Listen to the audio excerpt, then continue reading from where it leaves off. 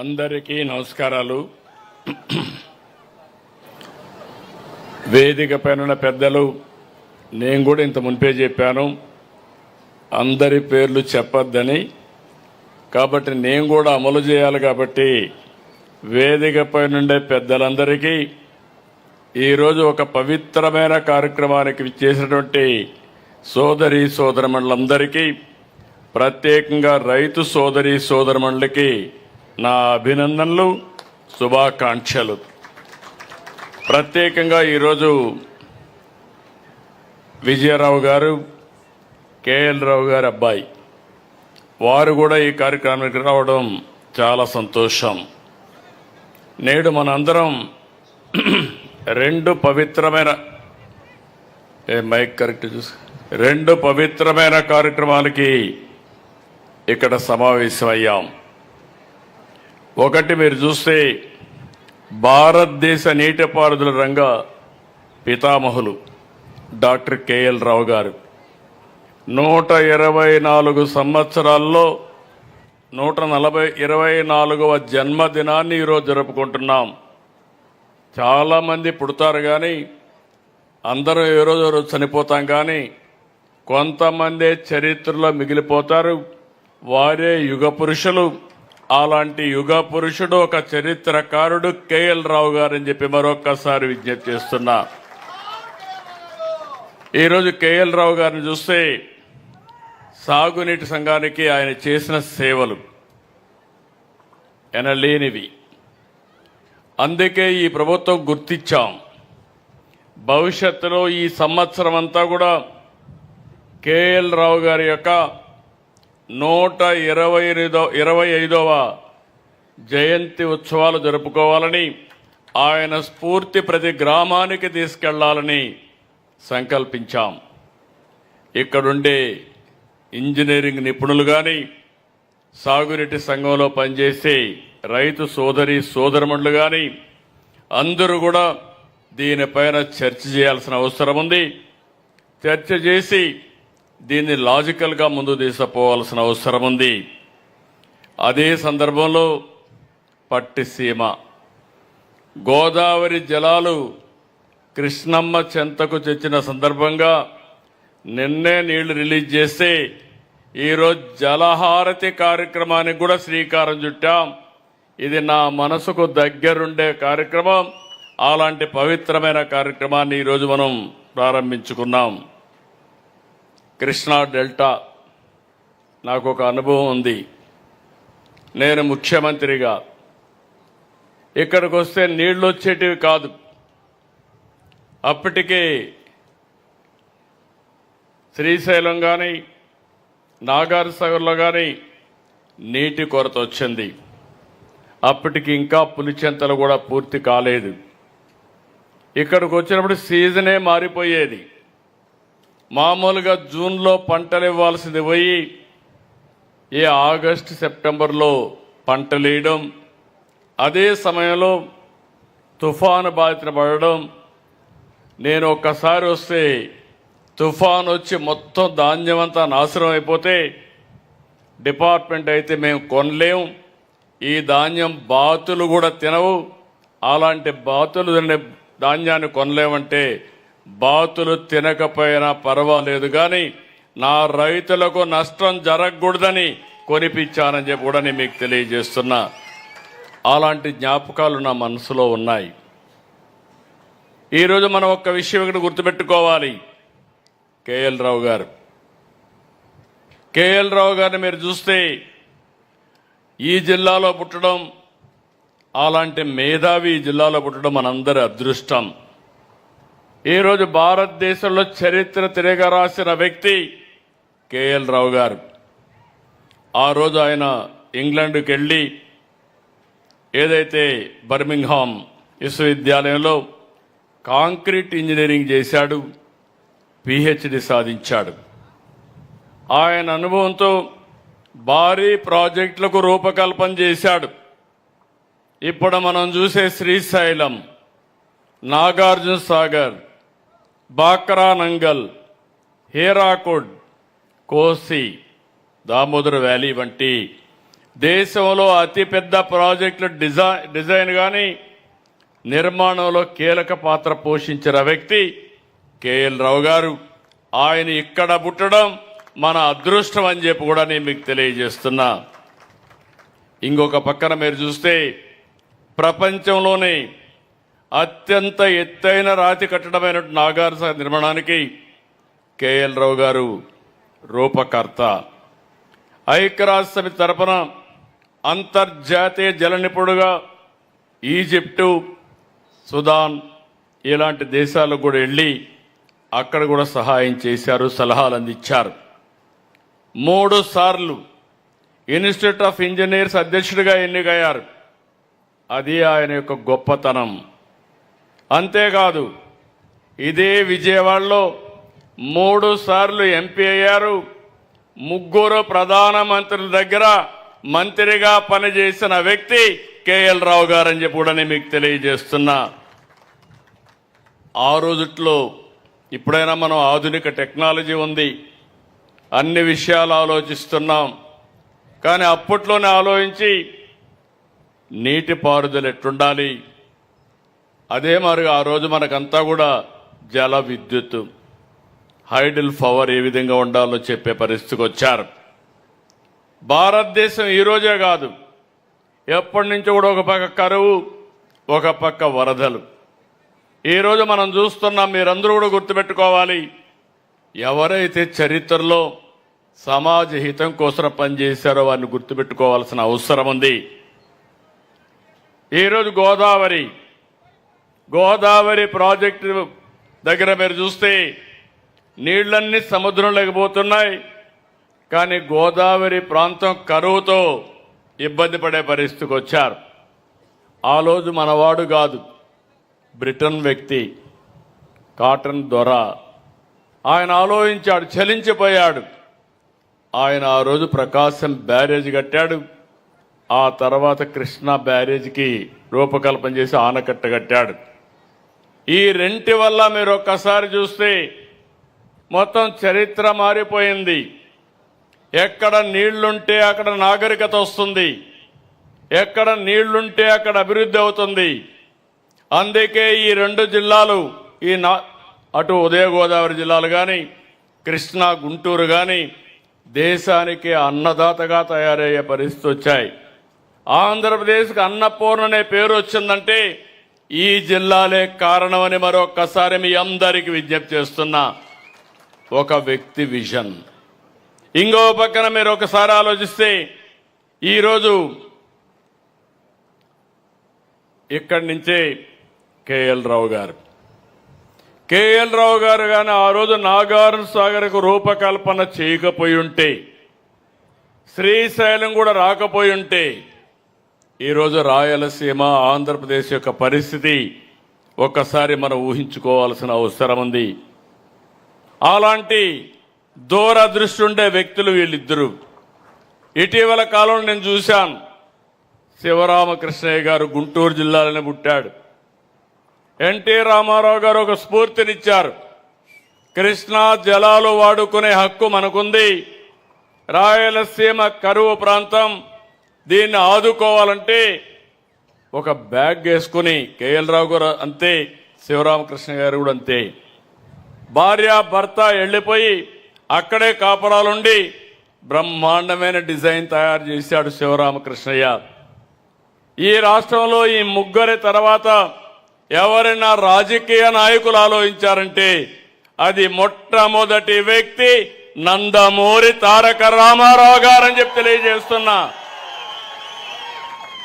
ఆయన కూడా ఈ గడ్డపైనే పుట్టాడు, నిమ్మకూరులో పుట్టిన రైతు బిడ్డ. ఇవన్నీ కూడా నాకు ఒక స్ఫూర్తి. నేను చాలా ప్రయత్నాలు చేశాను. నేను చిన్నప్పుడు చూసేవాడిని మా ఊర్లో 10 నెలలు సంవత్సరంలో కాలువలు కానీ, అప్పుడు మాకు స్ప్రింగ్ ఛానల్స్ ఉండేటివి, ఊట కాలువలు, అందులో నీళ్లు వస్తే పంటలు వేసుకునేవాళ్ళం రాయలసీమలో. ఇంకో పక్క వాగులు వంకలు ఎప్పుడూ పారుతూ ఉండేటివి. ఇటీవల కాలంలో వాగులు అన్ని పారడమే ఆగిపోయినాయి. ఇంకో పక్క భూగర్భ జలాల్ని తోడేసే పరిస్థితికి వచ్చాం. ఈరోజు మీరందరూ గుర్తుపెట్టుకోవాలి, కరెంట్ వచ్చిన తర్వాత ఒకప్పుడు నీళ్లు మీరైనా సరే ఇక్కడ కాలువలు ఈ యొక్క ఆనకట్లు ఉన్నాయి, కానీ రాయలసీమలో మోట్లు పెట్టి ఇక్కడ కూడా అప్లాంట్స్లో ఆ పని చేసేవాళ్ళు. ఎద్దలతో కప్పిలు తీసేవాళ్ళం. ఇలాంటి అనేక కష్టాలు పడిన తర్వాత కరెంట్ వచ్చింది, పంప్ సెట్లు వచ్చాయి, డీప్ బోర్వెల్స్ వచ్చాయి. అక్కడి నుంచి 1500 అడుగులకు వెళ్ళి మొత్తం నీళ్లు తోడేసే పరిస్థితికి వచ్చాం. దాంతో కరువు వచ్చే పరిస్థితి వచ్చింది. రాయలసీమ ఒకప్పుడు రతనాల సీమ ఇటీవల కాలంలో ఎడారిగా మారిపోయే పరిస్థితి వచ్చింది. రాళ్ల సీమ అయిపోయే పరిస్థితి వచ్చింది. నేను సాక్షాత్ దానికి సాక్షిని కూడా.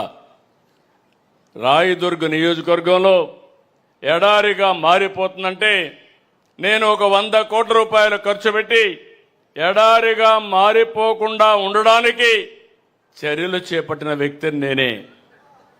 అనంతపూర్ జిల్లాకి వెళితే నన్ను ప్రతి ఒక్కసారి పోయినప్పుడు 10 సంవత్సరాలు వేరుశనగ వేస్తున్నాం, 2 సంవత్సరాలే పంట వస్తుంది, 1 సంవత్సరమే పంట వస్తుంది, నష్టపోతున్నాం. కనీసం విత్తనాల ఖర్చుకు డబ్బులు ఇమ్మంటే నేను ఇన్పుట్ సబ్సిడీని ప్రారంభించాను. ఈరోజు మీరు ఒక్క విషయం గుర్తుపెట్టుకోవాల్సింది, కేఎల్ రావు గారు 72లో ఆలోచించారు కృష్ణా గోదావరి లేకపోతే గోదావరి కావేరి కలపాలని. అదే నేను వాజ్పేయి గారు ప్రధానమంత్రిగా ఉన్నప్పుడు ఒక ప్రపోజల్ పెట్టాను. మనం రోడ్లు బాగా వేస్తున్నాం, ఎయిర్పోర్ట్లు బాగా కడుతున్నాం, టెక్నాలజీలో ముందుకు పోతున్నాం. అయితే ఈరోజు నదుల అనుసంధానంగా చేయగలిగితే భారతదేశానికి బ్రహ్మాండంగా అవకాశాలు ఉంటాయి. ఏ దేశం కూడా మనతో పోటీ పడలేదని ఆయనకి చెప్పి గంగా కావేరి అనుసంధానానికి ఒక టాస్క్ ఫోర్స్ కూడా వేశాం. మేము 2004లో ఓడిపోవడం, ఆ తర్వాత వచ్చిన కాంగ్రెస్ పార్టీ ఈ ప్రపోజల్ని ఆటకెక్కించే పరిస్థితికి వచ్చారు. మళ్ళీ 2014లో చాలా ఇబ్బందులు ఉన్నాయి. ఆర్థికంగా వెసులుబాటు లేదు, నాకు ఆఫీసు కూడా లేదు. ఎస్సీ ఆఫీసు విజయవాడలో నా క్యాంప్ ఆఫీసు, బస్సే నా బస, అందులోనే పడుకునేవాడిని. అక్కడి నుంచి పనిచేశాం. కానీ పట్టుదలతో ఈ కృష్ణా డెల్టాకు న్యాయం జరగాలనే ఉద్దేశంతో సంవత్సరంలో పట్టిసీమ పూర్తి చేసి నీళ్లు తీసుకొచ్చి కృష్ణా డెల్టాను కాపాడిన ఘనత ఆ రోజు తెలుగుదేశం పార్టీ ఎన్డీఏ ప్రభుత్వం. 80 టీఎంసీ నీళ్లు, 13 లక్షల ఎకరాలు స్టెబిలైజేషన్. కృష్ణవేణి నీలం రంగు, అదే గోదావరి అరుణవర్ణం. అది రెడ్గా ఉంటుంది, ఇది బ్లూగా ఉంటుంది. 2 కలిపి గోల్డ్గా తయారైంది, బంగారంగా తయారయ్యే పరిస్థితి వచ్చింది. కలర్లో కూడా బంగారు కలరే. ఈరోజు గోదావరి ఎప్పుడు కూడా అన్ని అడవుల నుంచి మొత్తం పారుతూ వస్తుంది. ఆకులు, మెడిసినల్ వాల్యూ ఉండే ప్లాంట్స్ అన్నీ కరుస్తూ వస్తాయి. దానివల్ల సారవంతమైన నీళ్లు వస్తాయి. ఎప్పుడు గోదావరి నీళ్లు కృష్ణాకు వస్తే రైతులకు ఆ సంవత్సరం పండగే 20% ప్రొడక్టివిటీ పెరుగుతుందంటే అతిశయోక్తి కాదని కూడా మీ అందరికీ తెలియజేస్తున్నా. ఈ సంవత్సరం మీరు ఒక్కసారి గుర్తుపెట్టుకోవాలి, ఈ రాష్ట్రంలో చాలాసార్లు మనం చూస్తే కరువు వచ్చే పరిస్థితి వచ్చింది. ఓసారి వరదలు వచ్చి కనీసం 40 ఏళ్ల ఆవరేజ్ 2000 టీఎంసీ నీళ్లు సముద్రానికి పోతున్నాయి గోదావరి నుంచి. నేను ఆ రోజు పట్టిసీమను తీసుకొస్తే ఆనాటి ప్రతిపక్షం ఎన్ని విధాలుగా నన్ను విమర్శించాలంటే విమర్శించారు. పట్టిసీమ ఒట్టిసీమ అన్నారు. పట్టిసీమ దండగా అన్నారు. ఎక్కడ నీళ్లు పెడతారని అడిగారు. 80 టీఎంసీ నీళ్లు తెస్తారు, తీసుకొచ్చి ప్రకాశం బ్యారేజ్ అంతా 2 టీఎంసీ 4 టీఎంసీ ఉంటుంది. ఎక్కడ పెడతారంటే నేను చాలా వివరంగా చెప్పాను. ఆ నీళ్లు వస్తే పొలాలకు వెళ్తాయి. ప్రతిరోజు ఒక 14-15 వేల టీఎంసీ నీళ్లు కావాలి. అక్కడ నేను తెచ్చేది 8 టీఎంసీ నీళ్లు తెస్తామంటే ససేమిరా వద్దంటే వద్దు, చేయకూడదు, మీకు పేరు రాకూడదని అడ్డం పడే పరిస్థితికి వచ్చారు. నేను ఆ రోజు భయపడి ఉంటే ఈ 10 సంవత్సరాలు కృష్ణా డెల్టా ఏమయ్యేదో మీరు ఒక్కసారి ఆలోచించమని మిమ్మల్ని అందరినీ కోరుతున్నా. నాకు కొన్ని అనుభవాలు ఉన్నాయి. మొట్టమొదటిసారిగా నేను హైదరాబాద్లో ఉన్నప్పుడు సమైక్య ఆంధ్రప్రదేశ్ కోసం హైటెక్ సిటీ కట్టాను. నేను హైటెక్ సిటీ కడితే అపోజిషన్ పార్టీస్ అడ్డుపడిపోయారు. జరగకూడదన్నారు. ఇది దండగా అన్నారు. దీనివల్ల అభివృద్ధి కాదన్నారు. కానీ నేను ఇనుంటే నేను చేసేవాడిని కాదు. ధైర్యంగా ముందుకు పోయాను. ఈరోజు మీరు చూస్తే భారతదేశంలో ఎక్కువ తలసరి ఆదాయం వచ్చే నగరం స్టేట్ తెలంగాణ అయితే బెస్ట్ లివబుల్ సిటీ హైదరాబాద్గా తయారైందంటే అది తెలుగుదేశం పార్టీ ఆ రోజు చూపించిన చొరవ, వాజ్పేయి గారు సహకరించిన విధానం. ఈరోజు కూడా మీరు చూడండి, అమరావతి కూడా అదే పరిస్థితి. విజయవాడ, గుంటూరు, మంగళగిరి ఇవన్నీ కలిపి అమరావతి. దానికి కూడా ఎన్ని విధాలు అడ్డం పడ్డారో మీరే చూస్తున్నారు. కడాన 99.5% రైతులందరూ భూములు ఇచ్చారు. 2.5 ఎకరాలు 5 ఎకరాలు ఒక రైతు అడ్డం పెట్టి రోడ్డు రానియకుండా సీడ్ యాక్సెస్ రోడ్డుకి అడ్డం పడే పరిస్థితికి వచ్చాడు. ఎన్ని చెప్పినా వినకపోతే కడాన ల్యాండ్ ఎక్విజిషన్కి ముందుకు పోయి, అది కూడా ఆయన తప్పు కాదు, అపోజిషన్ పార్టీలో ఉండే వ్యక్తులు వాళ్ళని ప్రోత్సహించి ప్రేరేపించి రోడ్డు వస్తే మంచి పేరు వస్తుందని. రేపు అది అయిపోతానే మీరు పోయి చూడాలి. ఆగస్టు 15కి సీడ్ యాక్సెస్ రోడ్డు వస్తుంది. ఆ తర్వాత మీరు ఆ రోడ్లో పోతే మీకే అర్థమవుతుంది అమరావతి యొక్క విశిష్టత. ఈరోజు మనం ఇక్కడ చూస్తే 2015 నుంచి 25 వరకు గోదావరి నుంచి కృష్ణా నదికి 450 టీఎంసీ నీళ్లు తీసుకొచ్చాం. ప్రాజెక్టు ఖర్చు పెట్టింది 1300 కోట్లు. ఈరోజు ఈ ప్రాంతంలో మీరు గుర్తుపెట్టుకోవాలి, చర్చ కూడా చేయాలి. ఈ దేశంలో ఒక సమస్య ఉంది, ప్రపంచం అంతా ఈ సమస్య ఉంది, మన దేశంలో ఇంకా ఎక్కువ ఉంది. మంచిని మీరు మాట్లాడరు. ఏదైనా ఒక చిన్న పని కాకపోతే మాత్రం తిట్టడం మొదలు పెడతారు. 10 పనులు చేసి 11వ పని కాకపోతే మాత్రం ఇమ్మీడియట్గా విమర్శించే పరిస్థితి వస్తారు. ఈరోజు మీరు ఒక్కసారి చూస్తే కృష్ణా డెల్టా బాగుపడింది. ఇక్కడ వాడే నీళ్లు శ్రీశైలంలో పొదుపు చేశాం.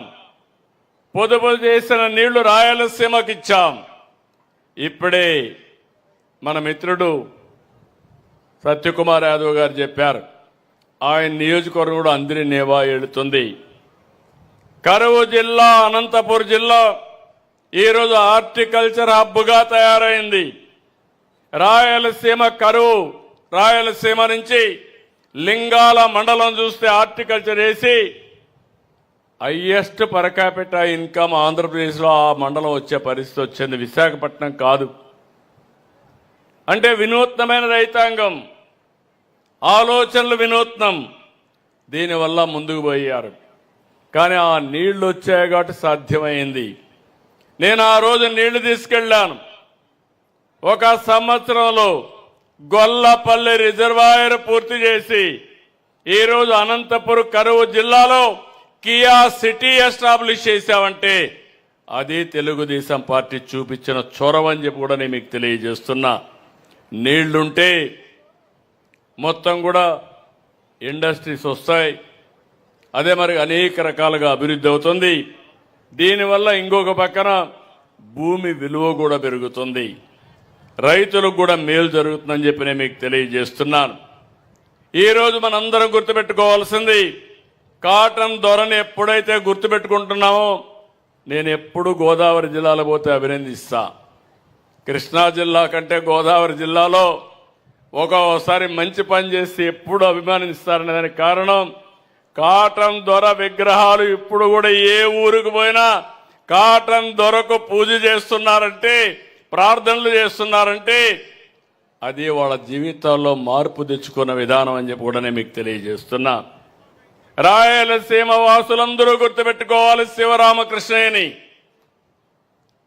కృష్ణా జిల్లా, గోదావరి జిల్లా వాసులందరూ గుర్తుపెట్టుకోవాలి, దేశం గుర్తుపెట్టుకోవాలి కేఎల్ రావు గారిని.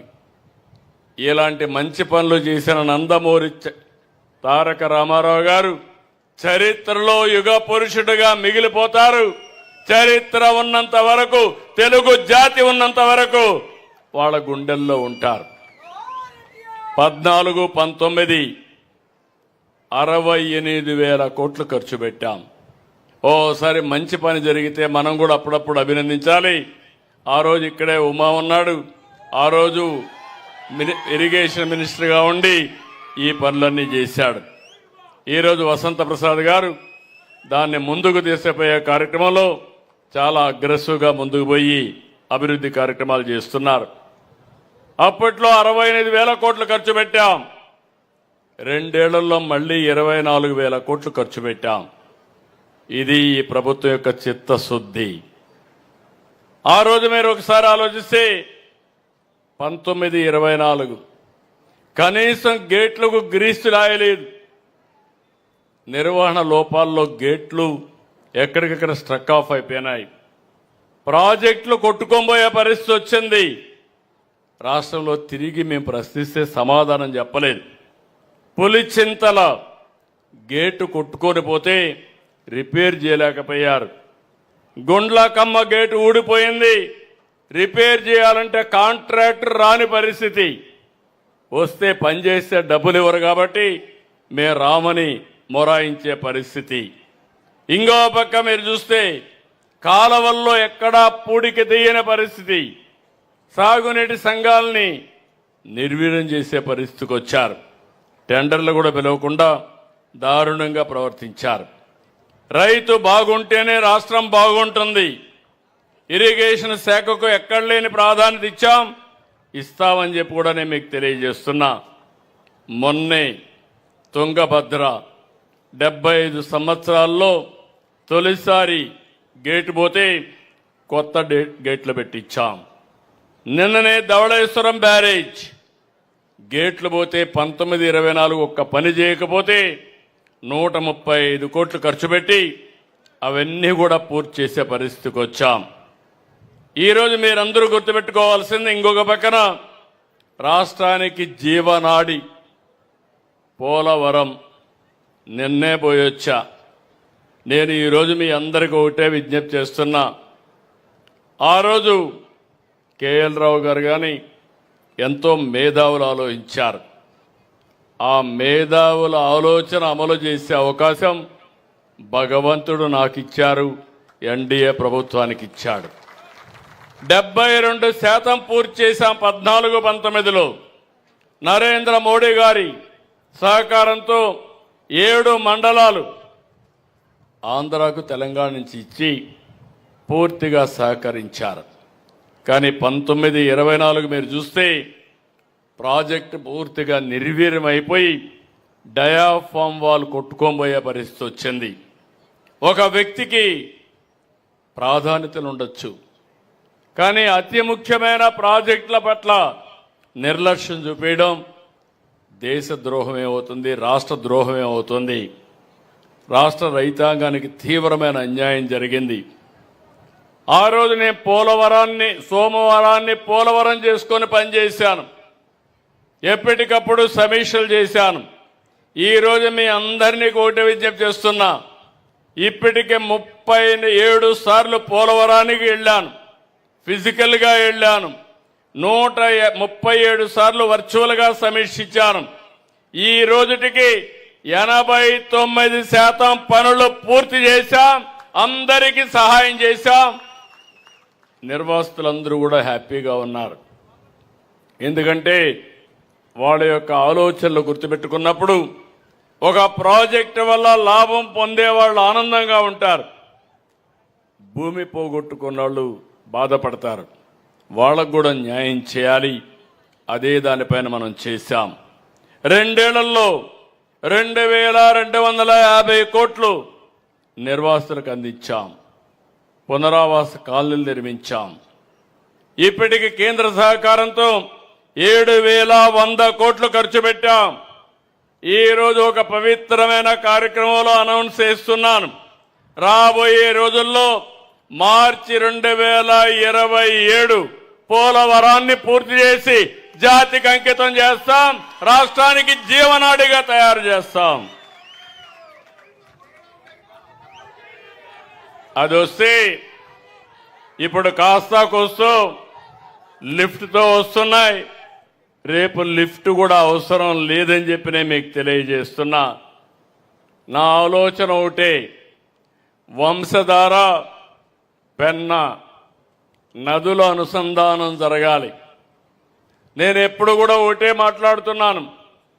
ఆ రోజు చెప్పాను, ఈ రోజు కూడా చెప్తున్నా. 30 సంవత్సరాలకు మునిపే చెప్పాను, గంగా కావేరి కలవాలి. ఈ రోజు మీరు ఒక్కసారి చూడండి, ఒక్క గోల్డెన్ క్వాడ్రిలేటరల్ రోడ్డుతో దేశ చరిత్రే మారిపోయింది. అంత మునుపు నేషనల్ హైవేస్ అన్ని కూడా చాలా అధ్వానమైన పరిస్థితిలో ఉన్నాయి. అలాంటిది ఈరోజు ఎక్కడికి పోవాలన్నా ఫాస్ట్గా పోయే పరిస్థితికి వచ్చాయి. ప్రపంచంలో అన్ని దేశాల కంటే మన దేశంలో second largest network of roads మన దేశంలో ఉన్నాయి. మంచి రోడ్లు ఉన్నాయి. ఈ రోజు కానీ మనం కూడా ఇది చేయగలిగితే, గంగా కావేరి కలపగలిగితే దేశానికి తిరుగుండదు.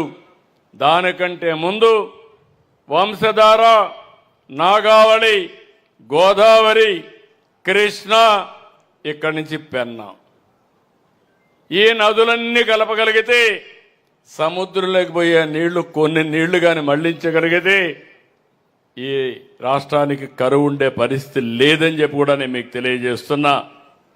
అందుకే ఈరోజు ఒక పవిత్రమైన రోజును అనౌన్స్ చేస్తున్నాను. 36 ప్రాజెక్టులు 35,000 కోట్లు 3 సంవత్సరాల్లో ఖర్చు పెట్టి పూర్తి చేసే బాధ్యత ఈ ప్రభుత్వం తీసుకుంటాం. నిన్ననే తుంగభద్ర న్యూ గేట్స్ అన్ని కూడా పెట్టాం. మొన్ననే కాటన్ బ్యారేజ్ గేట్స్ అన్నిటికీ శ్రీకారం చుట్టాం. అది రాబోయే సంవత్సరం పూర్తి చేస్తాం. గుంటూరు ఛానల్ మోడర్నైజేషన్కి ఇమ్మీడియట్ గా ఫౌండేషన్ వేసి దీన్ని కూడా ఈ నెలలోనే ఫౌండేషన్ వేస్తాం. 2 సంవత్సరాల్లో పూర్తి చేసి మళ్ళీ మీకు ఆ ప్రాజెక్ట్ అందజేసే బాధ్యత తీసుకుంటామని చెప్పి నేను మీకు తెలియజేస్తున్నా. ఆగస్టు 26కి ప్రారంభిస్తాం. ప్రారంభించే తేదీ కూడా డేట్ ఆఫ్ కమెన్స్మెంట్ ఇప్పుడు చేసి 1 ఇయర్లో పూర్తి చేసే 1 ఇయర్ కానీ 1.5 ఇయర్ కానీ పూర్తి చేస్తాం. పోలవరం లెఫ్ట్ మెయిన్ కెనాల్ పూర్తి అయింది. రేపు అనకాపల్లి ఆగస్టు 14న స్వాతంత్ర దినానికంటే ఒకరోజు ముందే జాతికి అంకితం చేయాలని ఆలోచిస్తున్నాం. గోదావరి ఎట్లయితే ఇక్కడ జలహారతి ఇచ్చి స్వాగతం పలికానో, ఆగస్టు 14న అనకాపల్లికి వెళ్లి గోదావరి జలాలకు అనకాపల్లిలో స్వాగతం పలుకుతాను, జలహారతి ఇస్తానని మీ అందరికీ హామీ ఇస్తున్నా. ఇంకొక పక్కన పేరూరు బ్రాంచ్ కెనాల్, ఇది కూడా 14 ఆగస్టు ఫౌండేషన్ వేస్తాం. వెలుగొండ నేనే 96లో ఫౌండేషన్ వేశాను. కరువు జిల్లాలు, ఆ ప్రాంతమే కరువు, మార్కాపురం ప్రాంతం. అలాంటిది సెప్టెంబర్ 1వ తారీఖున నేనేసిన 96లో ఫౌండేషన్ వేసి 2026 సెప్టెంబర్ మొదలు తారీఖున దాన్ని ఫేజ్ 1 జాతికి అంకితం చేస్తామని చెప్పి కూడా నేను మీకు తెలియజేస్తున్నా. మీరు ఇక్కడ గుర్తుపెట్టుకోవాలి, దగ్గర 4,000 కోట్ల రూపాయల పనులు బకాయిలుంటే అన్నీ కూడా అక్కడ పోయి నాటకాలు ఆడి పూర్తి అయిపోయింది, జాతికి అంకితం చేస్తున్నానని చెప్పి ఒక బోర్డు వేసి ఇనాగరేట్ చేశాడు. టనల్స్లో మెషిన్ కూడా ఇరక్కపోయింది, అది కూడా చెప్పలేదు. అంటే ఏ విధంగా ప్రజల్ని మోసం చేస్తారో నాకైతే అర్థం కాలేదు. నేను అందుకనే ఈరోజు అన్ని పనులు పూర్తి చేస్తాం, జాతికి అంకితం చేస్తాం. అవసరమైతే ఆ బోర్డు కూడా మ్యూజియం ఒకటి కట్టి మోసం ఏ విధంగా చేశాడో ప్రజలకు శాశ్వతంగా గుర్తుండేట్టుగా చేస్తామని చెప్పి కూడా నేను మీకు తెలియజేస్తున్నా. ఇంకొక పక్క పాలేరు రిజర్వాయర్ కూడా ఫౌండేషన్ 10 సెప్టెంబర్ వేస్తాం, దాన్ని కూడా టైం బౌండ్ ప్రోగ్రాం పెట్టి పూర్తి చేస్తాం. ఇంకొక పక్కన మీరు ఒకసారి చూస్తే హెచ్ఎన్ఎస్ఎస్ ఫేజ్ 2 మెయిన్ కెనాల్ 400 నుంచి 490 వరకు 31 అక్టోబర్లో ఇనాగరేట్ చేస్తాం. ఇది కాకుండా ఫేజ్ 2 హెచ్ఎన్ఎస్ఎస్ ఉంది, ఇది కూడా 490 నుంచి 554 జూన్ 30, 27 ఇనాగరేట్ చేస్తాం. నేరేడు బ్యారేజ్ ఉంది, అది 30 నవంబర్ 26లో ఫౌండేషన్ వేస్తాం. ఇంకో పక్క పెన్నా సర్వేపల్లి రిజర్వాయర్ని ఇనాగరేషన్ ఈ సంవత్సరం డిసెంబర్లో చేస్తాం. ఇంకొక పక్కన మద్దువలస 2 ఇనాగరేషన్ 31 జనవరిలో చేస్తాం. జంజావతి రిజర్వాయర్ ప్రాజెక్టు జనవరి 27లో చేస్తాం. ఇంకో పక్క పోలవరం ఇరిగేషన్ ప్రాజెక్టుని చెప్పాను, 2027 మార్చికి జాతికి అంకితం చేస్తాం. హీర మండలం లిఫ్ట్ ఇరిగేషన్ స్కీమ్ని ఇనాగరేషన్ 30 ఏప్రిల్ 27 చేస్తాం. Neeva branch canal up to Neeva river వరకు 30 జూన్ 2027లో చేస్తాం. Nagavali Champavathi river interlinking 30 June 2027లో చేస్తాం. బుడమేరు ఇది కూడా యునికపాడు దగ్గర యూటీ 30 జూన్ 27కి పూర్తి ఇనాగరేట్ చేస్తాం. బుడమేరు డైవర్షన్ ఛానల్ కూడా 30 జూన్ 2027కి పూర్తి చేసే బాధ్యత తీసుకుంటాం. వంశధార ఫేజ్ 2 స్టేజ్ 2 1 జూలై 2027కి చేస్తాం. చింతలపూడి లిఫ్ట్ ఇరిగేషన్ స్కీమ్ మీ అందరి చిరకాల కోరిక, కృష్ణా జిల్లా మెట్ట ప్రాంతాల రైతుల కోరిక. తొందరలోనే ప్రారంభించి దీన్ని కూడా 31 జూలై 2027 ఫేజ్ 1 పూర్తి చేసే బాధ్యత ఈ ప్రభుత్వం తీసుకుంటుంది. ఇంకో పక్క మహేంద్ర తనయ్య ఆఫ్ షోర్ ప్రాజెక్ట్ని 15 జూలై 2027లో ప్రారంభిస్తాం. Gajapathinagaram branch canal 31 July 2027లో ప్రారంభిస్తాం. తోటపల్లి బ్యారేజ్ ప్రాజెక్టు ఇది కూడా ఇంకా కొన్ని పనులు పూర్తి చేయాలి, అవన్నీ చేసి 20 జూలై 2027లో పూర్తి ఇనాగరేట్ చేస్తాం. ఆల్తూర్పాడు లిఫ్ట్ ఇరిగేషన్ 30 సెప్టెంబర్ 2027లో ప్రారంభిస్తాం. ఆల్తూర్పాడు రిజర్వాయర్ సేమ్ డేన ప్రారంభిస్తాం. SSLC from Arturpadu to Merlapaka 30 September 2027లో ప్రారంభిస్తాం. మల్లెమడుగు తిరుపతి దగ్గర 30 సెప్టెంబర్ 27 ప్రారంభిస్తాం. మల్లెమడుగు రిజర్వాయర్ 31 డిసెంబర్లో ప్రారంభిస్తారు 27. తిరుపతిలో బాలాజీ సాగర్ ఇది వెంకటేశ్వర స్వామి దగ్గర మీరు చూస్తే సోమశిల నుంచి నీళ్లు నేరుగా తీసుకుపోయి బాలాజీ రిజర్వాయర్ చేస్తాం. ఎక్కడ శ్రీశైలం అక్కడి నుంచే నీళ్లు తీసుకొచ్చి కళ్యాణి డ్యామ్కి ఇస్తాం. అక్కడ శ్రీశైలం మల్లన్న, తిరుపతి వెంకన్న రెండు దేవుళ్ళు కలిపి జాతికి అంకితం చేసి రుణం తీర్చుకుంటామని చెప్పి కూడా నేను మీకు తెలియజేస్తున్నా. మీరు గుర్తుపెట్టుకోవాలి, ఎక్కడ శ్రీశైలం, ఎక్కడ కళ్యాణ్ డ్యామ్, ఎక్కడ శ్రీశైలం, ఎక్కడ సోమశిల, ఎక్కడ తిరుపతి, ఇవన్నీ కలిపే బాధ్యత తీసుకుంటాం. ఇవి కాకుండా ఇంకొక పక్క మీరు చూస్తే మడకశిర బ్రాంచ్ కెనాల్ 31 డిసెంబర్ 27 పూర్తి చేస్తాం. తారక రామారావు తీర్థ ప్రాజెక్టు 30 డిసెంబర్ 2027 చేస్తాం. వేదావతి లిఫ్ట్ ఇరిగేషన్ 30 జూన్ 2028 పూర్తి చేస్తాం. భైరవాని తిప్ప లిఫ్ట్ ఇరిగేషన్ 30 జూన్ 2028 పూర్తి చేస్తాం. Upper Pennar project 30 June 2028.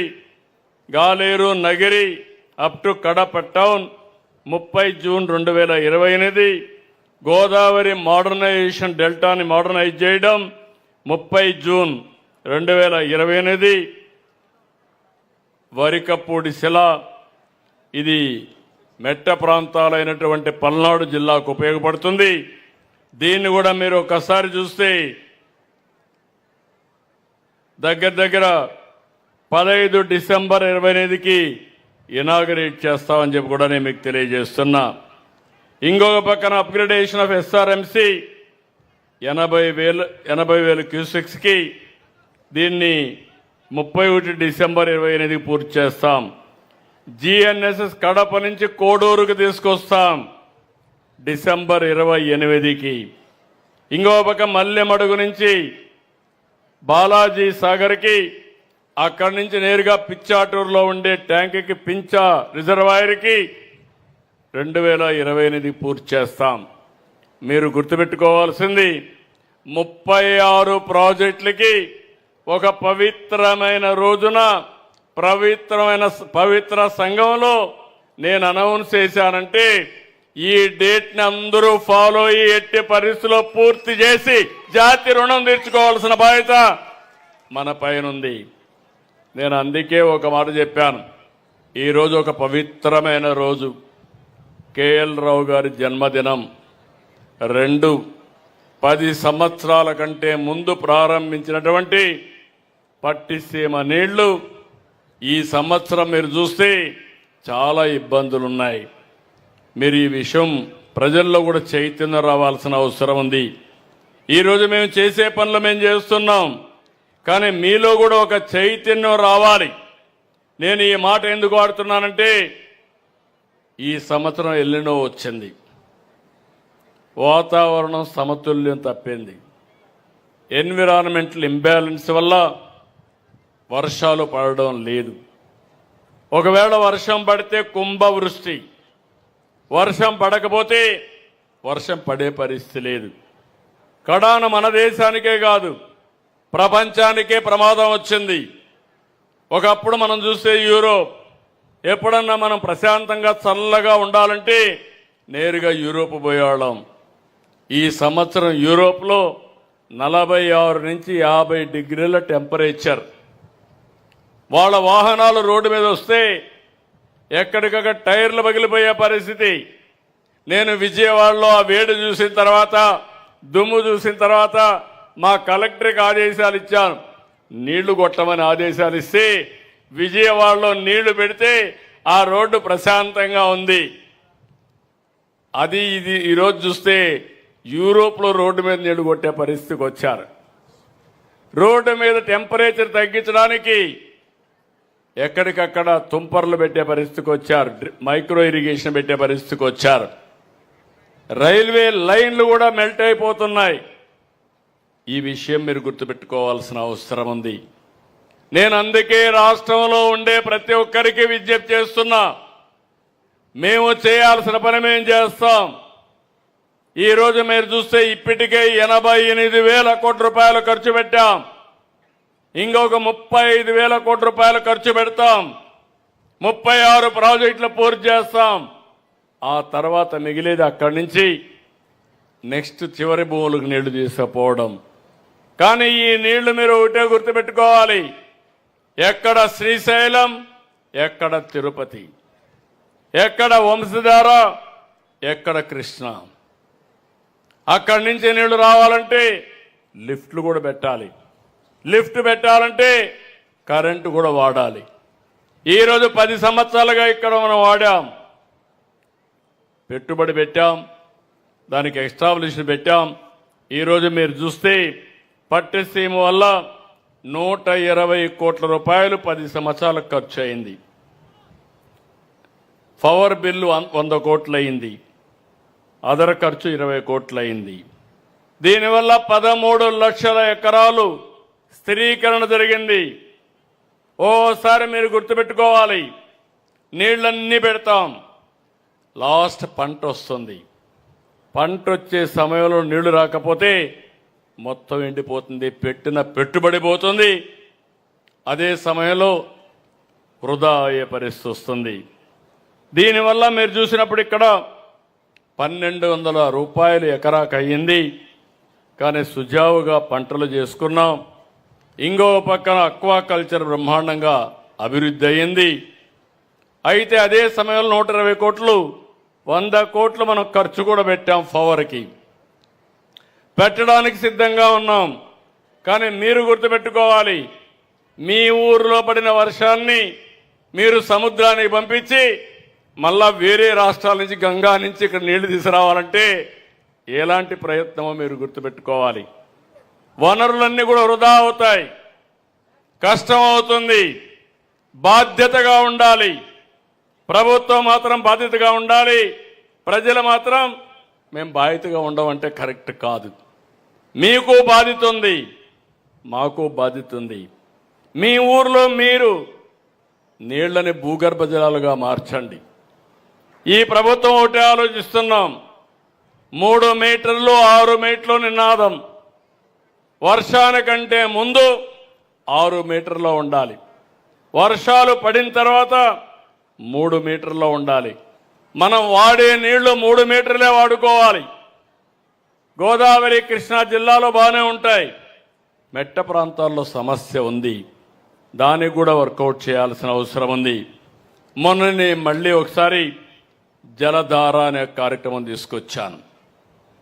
జలధార కార్యక్రమం తీసుకొస్తే పెద్ద ఎత్తున రాష్ట్రం అంతా చేశాం.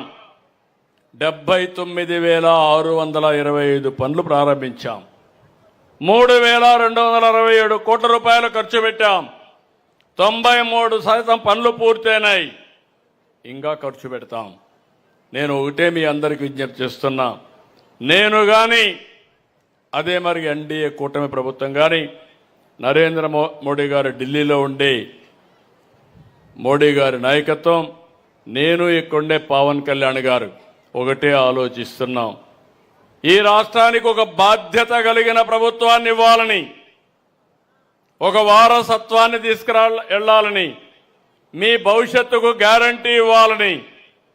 పేదరికంలో కాకుండా ఈరోజు కృష్ణా జిల్లాలో మీరు చూస్తే అవకాశాల కోసం విదేశాలకు వెళ్ళారు, వేరే రాష్ట్రాలకు వెళ్ళారు, బ్రహ్మాండంగా రాణిస్తున్నారు. భవిష్యత్తులో ఎక్కడి నుంచైనా సరే ఇక్కడికొచ్చి రాణించాలి. ఈ గడ్డలో పుట్టిన వాళ్ళు ఈ గడ్డలోనే రాణించాలనేది మా ప్రగాఢమైన ఆకాంక్ష. దీనికి మేమందరం కూడా వారసులం మాత్రమే. మీ భవిష్యత్తుకు గ్యారంటీ ఇచ్చే బాధ్యత మాది. ఎవరైతే మీ భవిష్యత్తు కోసం పనిచేస్తారో వాళ్ళతో కలిసి పనిచేస్తాం. మీ భవిష్యత్తుకు అవరోధం కలిగించే వ్యక్తుల యొక్క పట్ల మీరు అప్రమత్తంగా ఉండాలి, మేము అప్రమత్తంగా ఉండాలి. అప్పుడే ఇది సాధ్యం. నేను ఎన్నోసార్లు చెప్పాను, ఈ రాష్ట్రంలో ఎవ్వరికీ దక్కని గౌరవం నాకు దక్కింది. సమైక్య ఆంధ్రప్రదేశ్లో 10 సంవత్సరాలు ముఖ్యమంత్రిని, 9 సంవత్సరాల పైన ముఖ్యమంత్రిని. ఆ రికార్డు ఎవరు ఇప్పుడు బ్రేక్ చేయలేరు. 15 సంవత్సరాల ప్రతిపక్ష నాయకుడిని, ఇప్పుడు రెండోసారి మళ్ళా ముఖ్యమంత్రిని. ఇంత 48 సంవత్సరాలు నేను రాజకీయాలు చూశాను. ఎప్పుడూ బాధ్యతగానే ప్రవర్తించాను, బాధ్యతగానే ఉంటా. భవిష్యత్తులో కూడా రాగద్వేషాలు ఉండవు. నేను చాలా స్పష్టంగా చెప్తున్నా. నా ఆలోచన ఒకటి, 5,30,00,000 మంది తెలుగువారు ఆంధ్రప్రదేశ్లో ఉన్నారు, తెలంగాణలో కూడా తెలుగువారు ఉన్నారు. నా మొదటి ప్రాధాన్యత, ఎందుకంటే ఇక్కడ ముఖ్యమంత్రిగా ఉండి బాధ్యత ఉంది. ఒకప్పుడు తెలంగాణ కూడా అభివృద్ధి చేశాం, అక్కడ చేసినా ఇక్కడ చేసినా తెలుగు జాతి కోసం పనిచేశా, దేశం కోసం పనిచేశాం తప్ప ఇంకోటి కాదని చెప్పి కూడా నేను మీకు తెలియజేస్తున్నా. ప్రధానమంత్రి గారు వికసిత్ భారత్, మా ఆలోచన స్వర్ణాంధ్రప్రదేశ్. 2047 ఇప్పుడుండే 3,26,000 రూపాయలు తలసరి ఆదాయం 55 లక్షలు కావాలి. దానికి నీటి ప్రాధాన్యత ఉంది. నీరుంటే ఇవన్నీ సాధ్యం. ఇటీవల పెట్టుబడులు మీరు చూస్తున్నారు, అన్నీ వస్తాయి. దయచేసి ఈరోజు మిమ్మల్ని ఒకటే కోరుతున్నాం, రాష్ట్రంలో ఉండే ప్రజలందరినీ కోరుతున్నాం, మీలో ఒక ఆలోచన రావాలి, నిత్యం ఒక చైతన్యంతో ముందుకు పోవాలి, మంచిని ప్రోత్సహించాలి, చెడును ఖండించాలి. చెడును ఖండించకపోవడం కూడా తప్పే. ఆ విషయం కూడా చెప్తున్నా మీ అందరికీ. నీకు చెడు జరిగితే మాత్రం బాధపడి సమాజంలో చెడు జరుగుతూ ఉంటే ప్రేక్షకులుగా ఉంటే దానివల్ల సమాజం కూడా కలుషితం అయిపోతే ఆ నష్టం కూడా మనకే వస్తుంది. ఈ విషయాన్ని గుర్తుపెట్టుకోవాల్సిందిగా మరొక్కసారి కోరుకుంటూ, నేను పవిత్ర సంఘంలో పవిత్ర హారతి పెడితే హారతి కూడా తీసేశారు. ఇప్పుడే కృష్ణప్రసాద్ గారు, వసంత కృష్ణప్రసాద్ చెప్పారు, తప్పకుండా పవిత్ర హారతి ఇక్కడ జరుగుతుంది. అంతేకాదు ఈ పవిత్ర హారతికి రావడానికి ఈ రోడ్డు బ్రహ్మాండంగా ఉంటే ఆ రోడ్డు కూడా గోతులు పెట్టే పరిస్థితికి వచ్చారు. ఆ రోడ్డును కూడా బాగు చేసే బాధ్యత ఇమ్మీడియట్ గా తీసుకుంటామని వారికి హామీ ఇస్తున్నా. ఇదే కాదు, ఇక్కడుండే మున్సిపాలిటీ, ఇబ్రహీంపట్నం మున్సిపాలిటీ, కొండపల్లి, ఈ కొండపల్లిని కూడా అభివృద్ధి చేయాల్సిన బాధ్యత మన పైనుంది. దానికి ఏ విధంగా నిధులు కావాలని ఇచ్చి అన్ని విధాలా అభివృద్ధి చేస్తామని మీ అందరికీ తెలియజేస్తున్నా. ఇప్పుడు కొండపల్లికి అమరావతికి చాలా దగ్గరైపోయింది ఒక బ్రిడ్జ్, బైపాస్ రోడ్. ఈరోజు మీరు చూస్తే ఈ బైపాస్ రోడ్డు వల్ల ఏ విధంగా మార్పు వచ్చిందో మీరే చూశారు.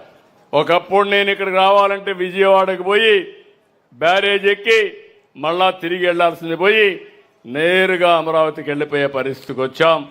అది ఈరోజు తీసుకొచ్చే ఈ యొక్క రివర్ అంతా మీరు చూస్తే ఇలాంటి రివర్ ఎక్కడా ఉండదు. ఏ రాజధానికి కూడా కృష్ణా నది లాంటి నదులు ఎక్కడా లేవు. ఇప్పుడు గోదావరి కూడా కలిపిన తర్వాత ఇది పవిత్రత పెరిగింది. ఈ రెండు అయినాక నీటి సమస్య తగ్గింది. ఈ సంవత్సరం దేశమంతా వర్షాలు లేవు, చాలా ఇబ్బందుల్లో ఉన్నాం. గోదావరిలో కూడా నిన్న నేను పోయి వస్తే 70,000 క్యూసెక్స్ ఆఫ్ వాటర్ మ్యాక్సిమం లక్ష వచ్చింది. ఇప్పుడు 50,000 వస్తూ ఉంది. అందులో ఇక్కడికి 8,000 క్యూసెక్స్ ఆఫ్ వాటర్ ఇక్కడ తీసుకొస్తున్నాం. అక్కడ 15,000 క్యూసెక్స్ ఆఫ్ వాటర్ వాడుతున్నాం. ఇక్కడుండే రైతులందరినీ కోరుతున్నాం, పిలిపిస్తున్నా. ఈ 2 జిల్లాల్లో మేము నీళ్లు ఇస్తున్నాం, కానీ నీరు అనేది చాలా ముఖ్యం. సద్వినియోగం చేసుకోండి. తక్కువ నీటితో ఎక్కువ పంట పండించే పరిస్థితి వస్తుందని చెప్పి కూడా నేను మీకు తెలియజేస్తున్నా. ఎందుకంటే ఈరోజు మనం అందరం సమర్థవంతమైన నీటి యాజమాన్యంతో మనం ముందుకు పోవాల్సిన అవసరం ఉంది. రాష్ట్రం అంతా కూడా ఆరుతడి పంటలకి ఎక్కువ ప్రాధాన్యత ఇవ్వాలి. ఈ సంవత్సరం రిజర్వాయర్లో నీళ్లు లేనప్పుడు మనం కానీ తొందరపడి కానీ పంటలు వేస్తే చాలా ఇబ్బందులు వస్తాయి. మూడోది, మెట్ట ప్రాంతాల్లో కూడా నేచురల్ ఫార్మింగ్కి వెళ్ళగలిగితే, మీరు ప్రకృతి సేద్యానికి వెళ్ళగలిగితే తద్వారా మనకు మిగిలిన ఆదాయం వచ్చే పరిస్థితి వస్తుంది. అలాంటి వినూత్నమైన కార్యక్రమాలతో ముందుకు పోతున్నాం. దయచేసి అందరూ కోఆపరేట్ చేయాల్సిందిగా మరొక్కసారి కోరుకుంటూ, నాకెప్పుడు ఇక్కడికి వచ్చినా ఒక ప్రశాంతమైన వాతావరణం, ఒక తృప్తి, ఒక ఆనందం. దానికి కారణం కృష్ణా జిల్లాల్లో బాగు చేశామని డెల్టాను బాగు చేశామనే తృప్తి అని చెప్పి మరొక్కసారి తెలియజేసుకుంటూ ఈ పవిత్రమైన కార్యక్రమానికి వచ్చిన మిమ్మల్ని అందరినీ ఇప్పుడే విజయరావు గారు ఒక మాట అన్నారు, వైకుంఠపురం బ్యారేజ్ కూడా కడితే బాగుంటుందన్నారు. అది కూడా నా మనసులో ఉంది. తప్పకుండా దానికి కూడా శ్రీకారం చుడతాం. ఈ యొక్క విజయవాడ, గుంటూరు కానీ వైకుంఠపురం కానీ ఇవన్నీ వస్తే వన్ ఆఫ్ ది బెస్ట్ సిటీనే కాకుండా నీటి సమస్య కూడా పరిష్కారం అవుతుంది. ఇవన్నీ కూడా ఆలోచిస్తామని చెప్పి తెలియజేసుకుంటూ